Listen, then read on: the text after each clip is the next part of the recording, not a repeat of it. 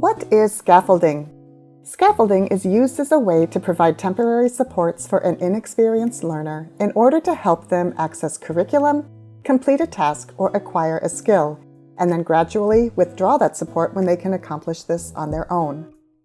The idea of scaffolding is integral to learning a new language. Learners who are at English proficiency bands A through C, either new to English, acquiring, or developing competence, will need more scaffolding in terms of support for their language development than learners who are at bands D and E, either competent or fluent in English. It's important to recognize that scaffolding is needed for all ages and in all subject areas. It's also needed at each stage of English language proficiency, but especially at the earlier levels. Let's briefly look at a number of activities that can be used to scaffold the learning and language development for pupils using EAL. First, collaborative activities where learners are working cooperatively in pairs or groups are hugely supportive as they encourage speaking and listening for meaningful purposes and allow learners to feel more confident in their language use. When setting up collaborative activities, you will want to carefully consider how to group learners for scaffolding purposes. Depending upon the task, you may want to group learners by a shared first language or with peers who can provide good models of English. Next, vocabulary building. Using a learner's first language to teach key vocabulary words in English is a helpful scaffold. Translated vocabulary can be provided or looked up in a bilingual dictionary. Or learners can create their own bilingual glossaries using targeted vocabulary for a particular unit. This way, the learner is using what they already know in their first language as a scaffold for learning an additional language.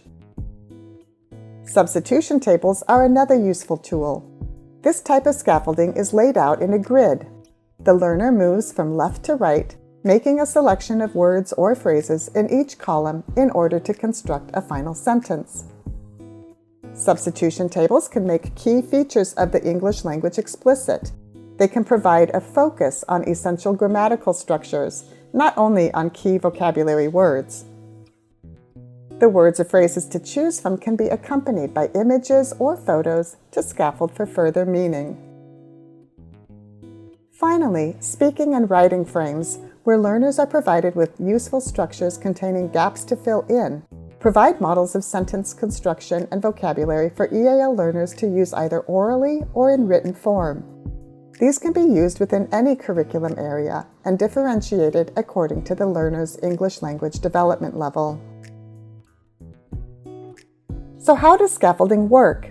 Well, as we've just seen, scaffolding for language development can occur through a wide variety of different forms. What's key is to use a type of scaffold that is appropriate to the task. For example, you might begin a unit on planting seeds by building vocabulary, and then later use sentence frames to support writing up a lab report. Why use scaffolding? Scaffolding enables teachers to maintain high expectations for all learners, rather than simplifying tasks or holding lower expectations for some. In addition, scaffolding is important since learners using EAL are learning both content plus an additional language at the same time. Therefore, all subject area teachers have responsibility for scaffolding both academic language and content learning. One important thing to remember about scaffolding is that it should be used as a temporary support and removed as soon as the learner is able to manage independently. For instance, over time, you may not need to include vocabulary words or long sentence frames depending on the learner's needs. Another top tip, in a similar vein, is to use scaffolds that will enable the cognitive challenge of the task to be appropriately high. Too much scaffolding can lead to boredom, and too little scaffolding will cause frustration. Many scaffolding strategies and tools can also be used for independent learning online. For instance, let's look at how you can use first language support, audio recordings, and visuals to support learning from a distance. First language support. You and your students can access multilingual materials online for school or home learning. Online bilingual dictionaries or translation tools such as Google Translate can support communication with learners and parents. There are also bilingual search engines, such as TwoLingual, that display topics in 2 different languages side by side. Audio and video recordings can be very supportive tools. Teachers can adjust the playback speed on audio recordings to a slower rate and add closed captions to presentation slides and videos. You might want to make use of webware that auto-generates closed captions, such as YouTube. Teachers can also record presentations for learners to view in preparation for a lesson or to replay and view later on. Finally, visuals provide context so that learners using EAL can make sense of what is being taught.